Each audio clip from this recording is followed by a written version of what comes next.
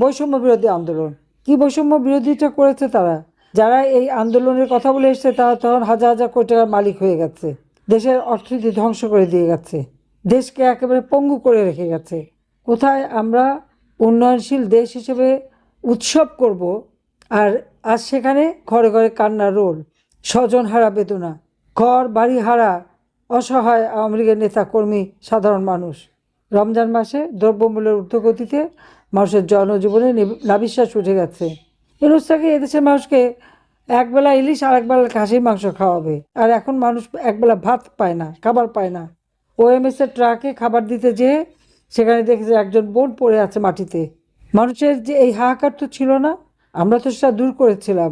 কিন্তু আমি খুব অবাক হয়ে যাই, এরা কারা যারা আজকে অসভ্য ভাষায় অসভ্য শব্দ সব ব্যবহার করে, নোংরা শব্দ ব্যবহার করে।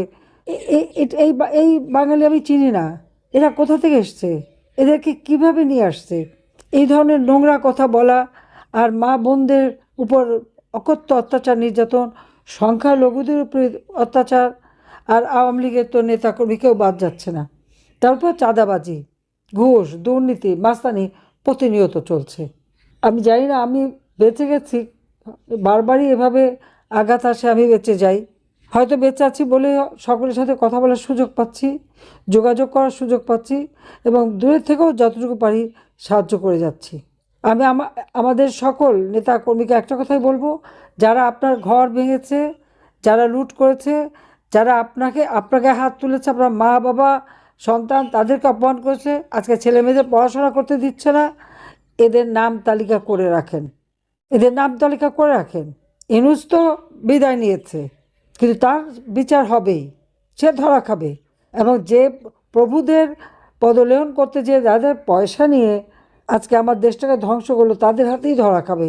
আপনারা দেখবেন এত অন্যায়, এত অবিচার কখনো সহ্য করা যায় না। কাজে আমি এটুকু বলবো যে আজকে সবাইকে ঐক্যবদ্ধ হতে হবে। আজকে নির্বাচনে নৌকা নাই, আমার দেশের মানুষকে ধন্যবাদ জানাই। আমরা বলেছিলাম যে নৌকা নাই, কেউ ভোট দিতে যাবেন না। সেখানে আপনাদের কাছেই শুনলাম এখানে 20% ভোট পড়ে নাই, কিন্তু এই ভোটকে তারা 59% দেখিয়ে দিয়েছে। যেখানে নির্বাচন শুরু হতে না হতে 7:30টায় নির্বাচন শুরু, ভোট দেওয়া শুরু, 11:30 পর্যন্ত, 12টার দিকে বললো 14% ভোট পড়েছে, কিন্তু এরপরেই সেই 14% ভোট হয়ে গেল 59%। কীভাবে কারচুপি করা যায় সেটা একটা দৃষ্টান্ত দেখালো। ইউনূস ক্ষমতা আসার জন্য মানে পুলিশ থেকে শুরু করে আওয়ামী লীগ নেতাকর্মী, এদেরকে এমনকি আনসারের সদস্য তাদেরকে হত্যা করেছে, 7.62 বুলেট ব্যবহার করেছে। কোথা থেকে এসছে অস্ত্র সেটা তদন্ত হবে না, পুলিশ হত্যার বিচার হবে না। কি মামাবাড়ির আবদার, বিএনপি ক্ষমতা এসেই তার স্বরাষ্ট্রমন্ত্রী ঘোষণা দিল পুলিশ হত্যার বিচার হবে না। আর ইউনূস তো যারা এই হত্যাকাণ্ড ঘটিয়েছে তাদের ইনডেমনিটি দিয়ে গেছে, কিন্তু কেন বিচার হবে না? এই ইনডেমনিটি দায় মুক্তি দেওয়া যাবে না, সব হত্যার বিচার করতে হবে, তদন্ত করতে হবে।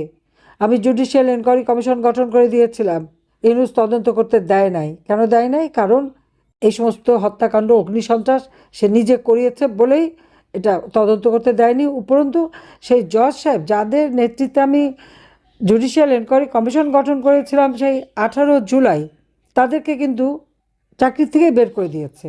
কত বড় ভিনডেক্টিভ! এবং মানুষ যখন অন্যায় করে, অন্যায়ের যে একটা চিহ্ন রেখে যায়, এটাই তার প্রমাণ যে ইউনূসের দুর্বলতা। সে যে এই অপরাধী, সেই জন্যই এই ব্যবস্থা করেছে। সে যদি সততা থাকতো তো এনকোয়ারি সে করতে দিত। কাজে এর বিচারও একদিন ইনশাল্লাহ হবে। বেঁচে যখন গেছি আমি একদিন অবশ্যই আমি তো খুব শিগগিরই ফিরে আসবো। আর তারপরে এখন থেকে আমার প্রচেষ্টা যে আপনারা যারা যারা আপনাদের ঘর বাড়ি জ্বালিয়েছে, পুড়িয়েছে, অত্যাচার করেছে, প্রত্যেকের বিরুদ্ধে মামলা দেবেন। মামলা যদি থানায় না নেয় অনলাইনে দেবেন, অনলাইনে না দিলে রেজিস্ট্রি করে দেবেন, কিন্তু একটা দিয়ে রাখবেন, কারণ এগুলি ধরার জন্য এটা প্রয়োজন হবে সেই সময়। আর খুনের মামলা তামাদি হয় না, ইনশাল্লাহ বিচার হবে। যাও, আজকে রমজান মাস, সবাই ভালো থাকেন আমি দোয়া করি।